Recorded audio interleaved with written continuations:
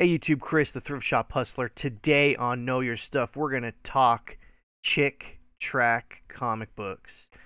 Once again, thank you for stopping by. My name is Chris, the Thrift Shop Hustler. Every week or a couple times a week, we dive into a collectible subject that you can find at garage sales and thrift stores and estate sales, and just things that, you might not know about, but if you come across them, you watch my videos, you get a little bit of knowledge, and maybe you'll pick something up that you normally wouldn't have looked at before. So with that, just want to say thank you guys for the amazing support. Appreciate all the subscriptions. If you're not subscribed, please click the subscribe button below for videos like this. We think this is like number 10, so we have a lot of stuff that we're going to be going in the future. We've done a lot of stuff already, so go ahead and check that playlist also after this video.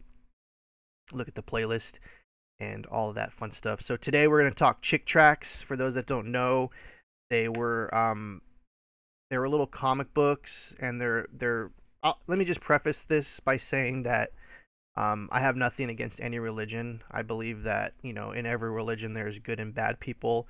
Chick Tracts are Christian theology comic books, and they were very controversial. And they were pretty much like, a lot of people say that they were like anti-Catholic and pushed Christian theology and stuff like that.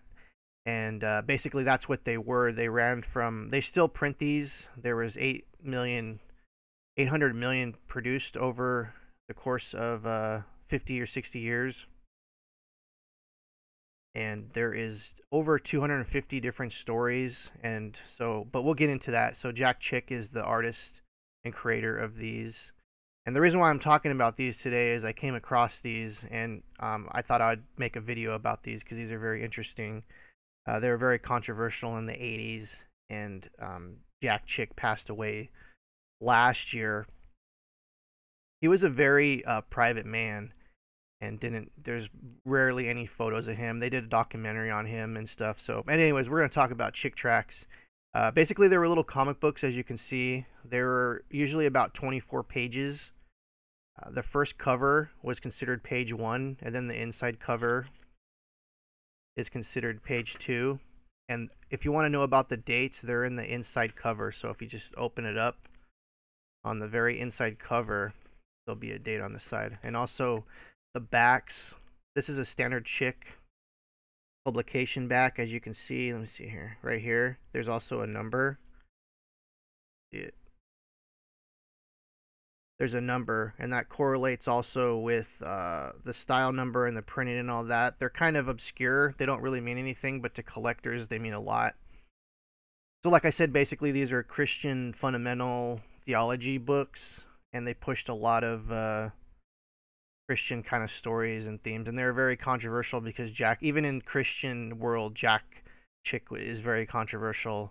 A lot of his subjects were very touchy and things, but we'll get into that right now. So for those that aren't familiar with that, that's what a Chick Tract is, like a little mini comic book. People would give these away, for like on Halloween, you would get like special ones that were like, for people that are anti-Halloween and things like that. So actually, let's get into it a little bit. That's what it is, and they started in the 60s, and those are the ones that are worth the most, and we'll get into that right now. These, as you saw, that they were kind of smaller. They're about 2 by 3 inches. As you can see, the early ones kind of resembled like Nintendo NES like instruction booklets, and they were kind of a larger format, and that's what these are considered as large format. And these actually go for hundreds of dollars if you can find them, especially if you can find them in mint condition. As you can see, they're kind of larger, so keep an eye out for those. And the most common thing that you'll see is they have, like, they're black with the white font, and then there's the color thing on the side. There were some of these that were like this, also, that were kind of not like that. And you can see, at least if they show the back of this one.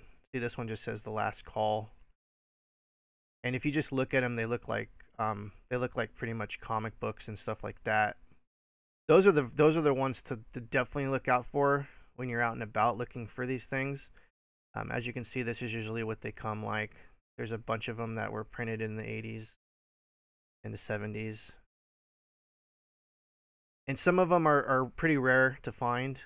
Um, I think Lisa is probably one of the most famous of the rare ones. And I won't get into the subject matter on Lisa because it's a pretty touchy subject, and it's the reason why it was pulled early on.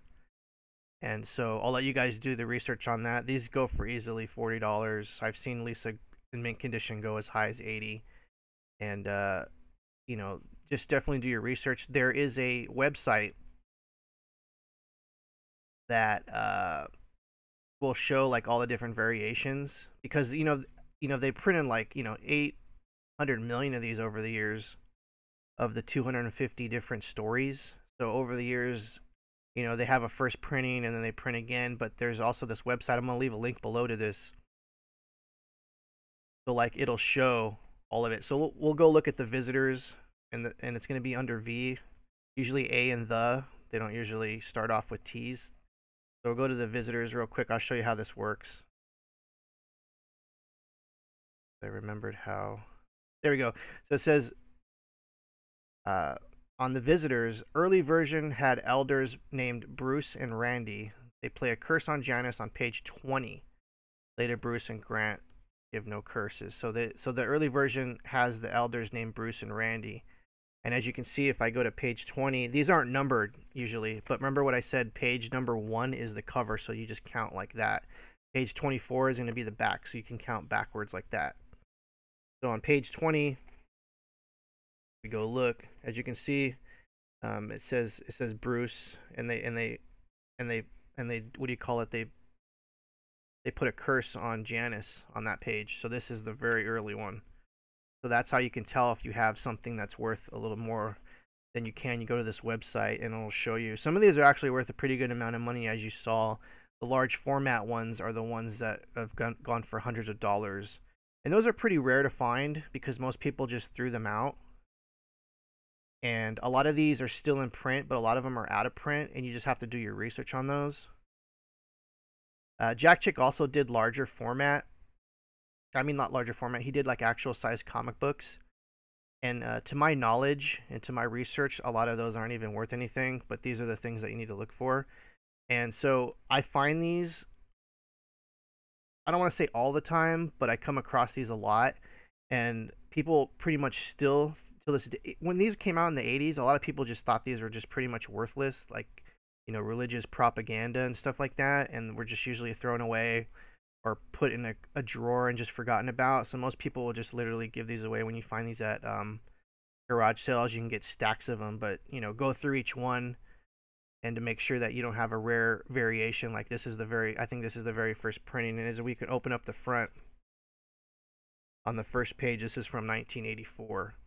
And the variations will cover, like, some of the covers are different, and some of the backs. This is a standard back. If you owned a church and you got these printed, you can get these custom printed with your church on the back, and those are actually worth a little bit more than the regular ones too, because not too many of those are ever produced. I think the minimum is like I want to say 10,000. So like if you see a back that's not like this and it's like got some other church on it, those are actually worth a little more than the regular ones. So that's all I got to say about that. There was actually a documentary that was made. I wonder if we can go down and show you that. There was a documentary. There's also this book. This is a paperback you can find. It actually is a cool reference book, and I actually need to buy this. I don't have this in my collection. It actually will show you. It's like a pretty much a guide, and there's a price guide in here, and it'll show you different things. So like if you're really into this kind of stuff, this is a great book. They also did a documentary, which I haven't seen yet. I've seen parts of it. Let's see if we can see it here. I think they have, yeah, here it is right here. It's called God's Cartoonist. I've seen pieces of this documentary and it looks pretty good. And I might actually buy this to take a look at it. The Comic Crusade of Jack Chick. Pretty interesting stuff. And like I said, you can do a wiki on this and see, like, pretty much dive in deep, because this guy was pretty controversial. Like I said, he passed away last year, which has definitely revived the whole kind of collectability about these things. So today we talked about Jack Chick and his Chick Tracts, his Christian fundamental comic books. These are actually really good stories too. Like they're some of them are really crazy. and they depict all kinds of wacky things and stuff. So these are actually pretty good. There's actually lots of parody stuff uh, online about these kind of things too. So it's a little kind of an underground collectible most people might not know about. So I thought, get to know your stuff. I want to kind of dive into the little things that you can still find at garage sales that you guys might not be aware of. So this is one of them, definitely. So click the subscribe button if you enjoyed this video. Click the like button. Leave a comment below if you have any of these or if you remember these. I remember these when in the 80s. That's why I definitely made this video, because I remember these and I came across these recently. So it's kind of interesting collectible. So that's that. You guys have a good one.